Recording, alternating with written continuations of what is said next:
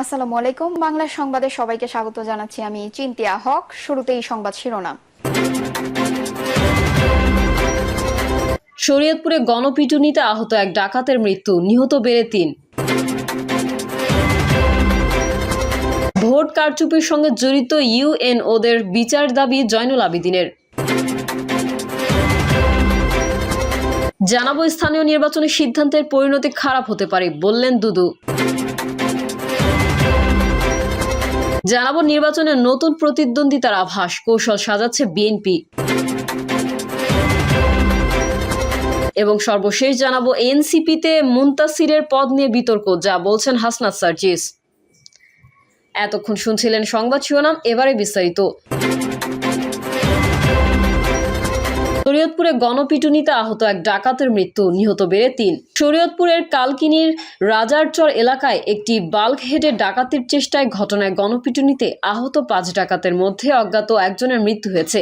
এই নিয়ে গণপিটুনিতে ৩ ডাকাত নিহত হয়েছেন। বিষয়টি নিশ্চিত করেছেন শরীয়তপুর থানার উপপরিদর্শক মোহাম্মদ আসাদুজ্জামান। তিনি বলেন, আজ সকালে গণপিটুনিতে ৫ ডাকাতকে গুরুতর আহত অবস্থায় ঢাকা মেডিকেলে নিয়ে যায়। পরে সন্ধ্যায় 6:30টার দিকে চিকিৎসাধীন অবস্থায় জরুরি বিভাগে অজ্ঞাত এক ডাকাতের মৃত্যু হয়েছে। মোহাম্মদ আসাদুজ্জামান জানান, শুক্রবার রাত 11টার দিকে কৃত্তিনাশা নদীতে মাদারীপুরের রাজারচর এলাকায় বাল্ক হেডে ডাকাতের দল ডাকাতির চেষ্টা করে। পরে তাদের ধাওয়া দেন স্থানীয়রা।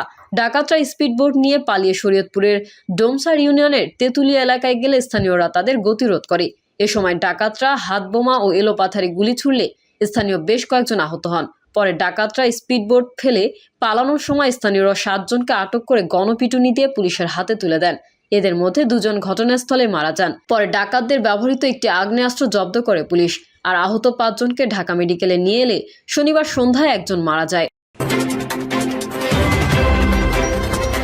ভোট কারচুপির সঙ্গে জড়িত ইউএনওদের বিচারের দাবি জয়নুল আবেদিনের। বিগত কয়েকটি জাতীয় নির্বাচনে ভোট কারচুপির সঙ্গে জড়িত উপজেলার নির্বাহী কর্মকর্তাদেরও বিচারের দাবি জানিয়েছেন বিএনপির চেয়ারপারসনের উপদেষ্টা জয়নুল আবেদিন ফারুক।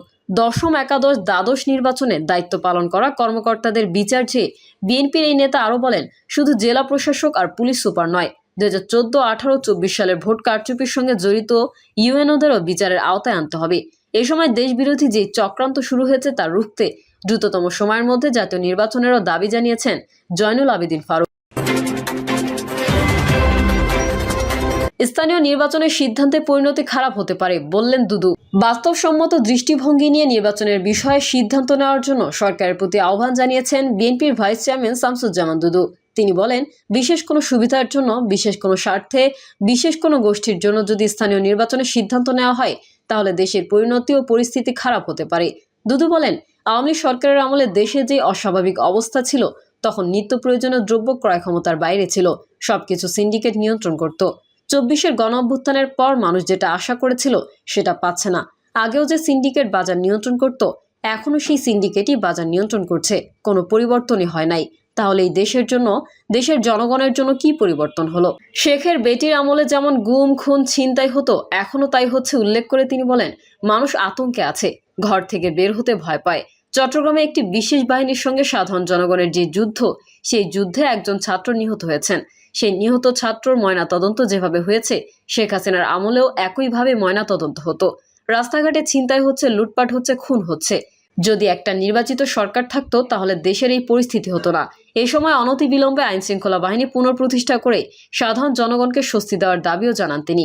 দুদু বলেন, আমরা জাতীয় নির্বাচনের কথা বলেছি। স্থানীয় নির্বাচনের জন্য 17 বছর ধরে আন্দোলন হয়নি। ইলিয়াস আলী গুম হয় নাই। বিএনপি নেতাকর্মীদের নামে 6 লক্ষ মামলা হয়নি। এটা বুঝতে হবে এই সরকারকে। যদি বিশেষ কোনো সুবিধার জন্য, বিশেষ কোনো স্বার্থে, বিশেষ কোনো গোষ্ঠীর জন্য স্থানীয় নির্বাচনের সিদ্ধান্ত নেওয়া হয়, তাহলে দেশের পরিণতি পরিস্থিতি খারাপ হতে পারে। তাই সরকারের দৃষ্টি আকর্ষণ করব বাস্তবসম্মত দৃষ্টিভঙ্গি নিয়ে নির্বাচনের বিষয়ে সিদ্ধান্ত নেওয়ার জন্য।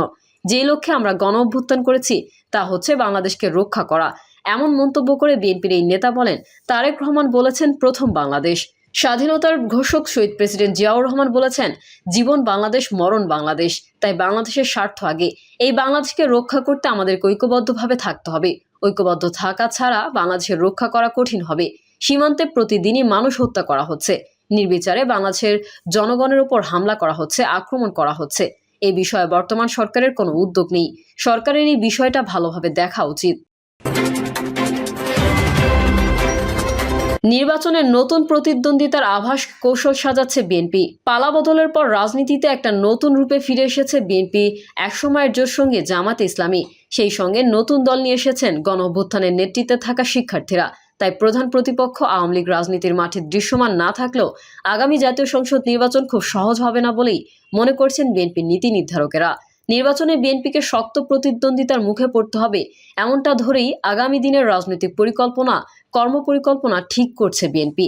সংশ্লিষ্ট কয়েকটি সূত্র বলছে, গত বৃহস্পতিবার জাতীয় সংসদ ভবনের এলডি হল সংলগ্ন মাঠে অনুষ্ঠিত বিএনপির বর্ধিত সভায় মূলত এই ধরনের সম্ভাব্য পরিস্থিতির পূর্বাভাস দিয়ে তৃণমূল নেতাদের সজাগ থাকতে বলা হয়েছে। এই পরিস্থিতি কিভাবে মোকাবেলা করা যায় তার প্রস্তুতি হিসেবে তৃণমূলের নেতাদের দেওয়া হয়েছে বেশ কিছু নির্দেশনা। দিনব্যাপী ওই সভায় বিএনপির তৃণমূল থেকে বিএনপির কেন্দ্রীয় 106 জন নেতা বক্তব্য দেন। বিএনপির ভারপ্রাপ্ত চেয়ারম্যান তারেক রহমান ভার্চুয়ালি যুক্ত হয়ে রাত 11টায় সমাপনী বক্তব্য দেন। তৃণমূল নেতাদের উদ্দেশ্যে তিনি বলেন, আপনাদের নেতা হিসেবে আমার নির্দেশনা, আজকে এখান থেকে বেরিয়ে যাওয়ার পরে এবং নিজ নিজ এলাকায় ফিরে যাওয়ার পরে আপনারা উদ্যোগ গ্রহণ করুন। যে উদ্যোগের মাধ্যমে আপনি দলকে ঐক্যবদ্ধ করতে পারবেন, খারাপকে যতটুকু সম্ভব দূরে সরিয়ে দিতে পারবেন, আপনি আপনার এলাকায় মানুষের আস্থা অর্জন করতে পারবেন। বিএনপি নেতারা বলছেন, বর্ধিত সভায় মূলত 3টি বার্তা দেওয়া হয়েছে। প্রথমত, দলীয় ঐক্য ধরে রাখা। দ্বিতীয়ত, নেতাকর্মীদের দখল, চাঁদাবাজি সহ সামাজিক অপরাধ থেকে বিরত থাকা। আর তৃতীয়ত, নির্বাচনের সম্ভাব্য প্রতিপক্ষের বিষয়ে সতর্কতা। সংশ্লিষ্ট সূত্রগুলো জানিয়েছে, সম্ভাব্য এমন পরিস্থিতি বিবেচনায় রেখেই ঘুরে ফিরে তৃণমূলকে ঐক্যবদ্ধ থাকার পরামর্শ এসেছে। বিশেষ করে মানুষ বিরক্ত হয় এই ধরনের যে কোনো অপরাধমূলক কর্মকাণ্ড থেকে নেতাকর্মীদের বিরত থাকতে বলা হয়েছে। সভায় বিএনপির শীর্ষ নেতৃত্ব থেকে অন্তর্বর্তী সরকারের উদ্দেশ্যে একটি বার্তা দেওয়া হয়েছে। সেটি হলো, অন্তর্বর্তী সরকারকে নিরপেক্ষতার ব্যাপারে সতর্ক থাকতে হবে। বিশেষ করে জুলাই অভ্যুত্থানের নেতৃত্ব দানকারী ছাত্র তরুণদের নতুন দল জাতীয় নাগরিক পার্টির আত্মপ্রকাশ ঘিরে এই ব্যাপারে বিএনপির নীতি নির্ধারণী নেতারা সতর্ক। এই ছাত্র তরুণদের একটি অংশ অন্তর্বর্তী সরকারে রয়েছে, ফলে সরকার নিরপেক্ষ নয়। এমন কিছু সামনে এলে যে কোনো সময় তা ইস্যু হয়ে উঠতে পারে। বিএনপির বর্ধিত সভায় ব্যবস্থাপনা কমিটির প্রধান ছিলেন দলের কেন্দ্রীয় যুগ্ম মহাসচিব শহীদউদ্দিন চৌধুরী অ্যানি। এই সভা নিয়ে তিনি প্রথম আলোকে বলেন, আমরা ঐক্যটাকেই বড় করে দেখেছি, কারণ বিগত 15 থেকে 16 বছর শেখ হাসিনার অত্যাচার নির্যাতনের মাত্রা এত বেশি ছিল যে আমরা তেমন সাংগঠনিক তৎপরতা চালাতে পারিনি। 5ই আগস্টের পর আমরা ব্যাপকভাবে তৎপরতা বৃদ্ধি করেছি। এখন ঐক্য সুদৃঢ় করার দিকেই ভারপ্রাপ্ত চেয়ারম্যানের নজর। তবে বর্ধিত সভা থেকে শুরু করে শেষ পর্যন্ত উপস্থিত ছিলেন এমন একাধিক নেতা বলেছেন, আগামী নির্বাচন ও সংস্কারের প্রশ্নে একটি বিশেষ পরিস্থিতিতে এই সভা হয়েছে। এমন পরিস্থিতিতে তৃণমূল নেতাদের কাছে থেকে প্রত্যাশিত মতামত আসেনি। সবার জন্য সময় বরাদ্দ ছিল 3 মিনিট। তৃণমূলের বেশিরভাগ নেতাই শীর্ষ নেতার মনোযোগ আকর্ষণে ব্যস্ত ছিলেন। এতে ঢালাও কিছু বক্তব্য ছাড়া নির্বাচনের কৌশল, অভ্যন্তরীণ কোন্দল ও প্রতিদ্বন্দ্বীদের রাজনৈতিকভাবে মোকাবেলার কৌশল সম্পর্কে মতামত আসেনি। অবশ্য বর্ধিত সভা ধরে রাজপথে থেকে সংসদ নির্বাচন পর্যন্ত বিএনপির এই যাত্রাকে একটু ভিন্নভাবে দেখছেন বিএনপির চেয়ারপারসনের উপদেষ্টা পরিষদের অন্যতম সদস্য জহিরুদ্দিন স্বপন।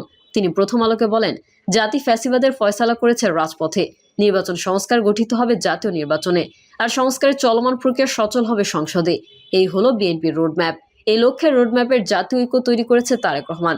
জাতীয় নির্বাচন হওয়া পর্যন্ত এই ঐক্য ধরে রাখতে হবে। প্রিয় দর্শক, এই ছিল এখনকার সর্বশেষ সংবাদ। আপডেট সংবাদ পেতে চ্যানেলটি সাবস্ক্রাইব করে বেল আইকনটি ক্লিক করুন। কমেন্টে আপনার মতামত জানিয়ে আমাদের সাথেই থাকুন। ধন্যবাদ সবাইকে। আল্লাহ হাফেজ।